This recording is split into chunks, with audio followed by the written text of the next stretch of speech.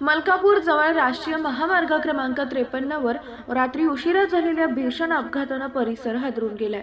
या अपघातात 5 जणांचा मृत्यू तर 4 जण गंभीर जखमी झाले होते। ही घटना भानगरुआ फाटा इथे रात्री 11:30 वाजता घडली। बुलढाणा प्रतिनिधी सय्यद इरफान। भुसावळचा साजिद अजीज बागवान चालवित असलेली मारुती इको कार भरधाव वेगाने जात असताना समोर असलेल्या एका ट्रेलरला पाठीमागून जोरदार धडक दिली। धडक एवढी भीषण होती की गाडीचा चक्काचूर झाला।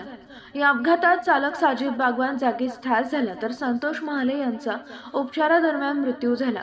याशिवाय 4 महिलांचा मृत्यू झाला असून त्यापैकी एका महिलेची ओळख अद्याप पटलेली नाही।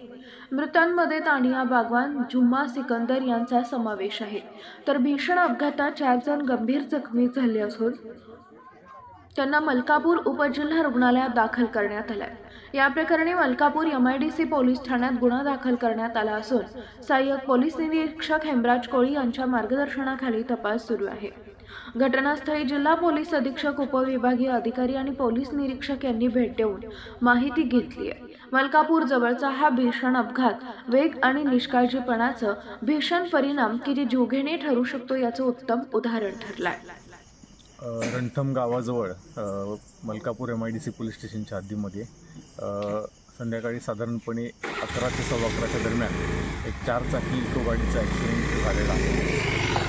ही ॲक्सिडेंट झालेली गाडी जी आहे ती दुसऱ्या गाडीला पाठीमागून धडकल्याबाबतची प्राथमिक माहिती प्राप्त झालेली आहे। या इको गाडीमध्ये साधारणपणे 9 प्रवासी प्रवास करत होते। त्याच्यापैकी 4 प्रवासी जे आहेत त्यांचं दुर्दैवाने या अपघातामध्ये जागेवरच निधन झालेलं आहे।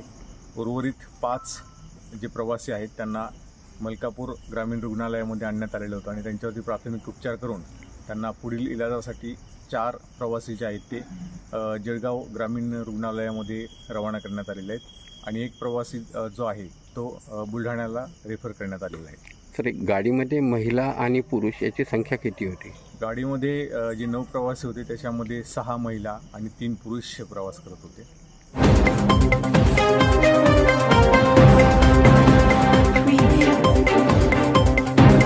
लोणार तालुक्यातील ग्रामीण रुग्णालयाचा गंभीर प्रकार उघडकीस आलाय।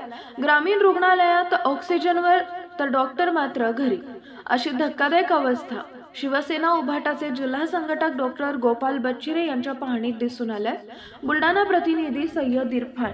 मिळालेल्या माहितीनुसार ग्रामीण रुग्णालयात 8 ते 10 निवासी डॉक्टरांची नियुक्ती असतानाही रुग्णालयात रुग्ण तपासणीसाठी फक्त एकच महिला डॉक्टर ऋतुजा चव्हाण गवई उपस्थित होत्या।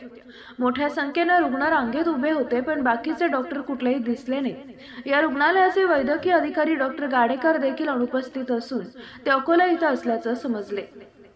यापूर्वी देखील या रुग्णालयात गंभीर निष्काळजीपणामुळे एका रुग्णाचा मृत्यू झाल्याचा प्रकार घडला होता। शिवसेना पदाधिकाऱ्यांनी विचारलेला प्रश्न आता थेट लोकांच्या मनात घुमतोय। जर अशा बेजबाबदार वागणुकीमुळे एखादा रुग्ण दगावला तर जबाबदार कोण?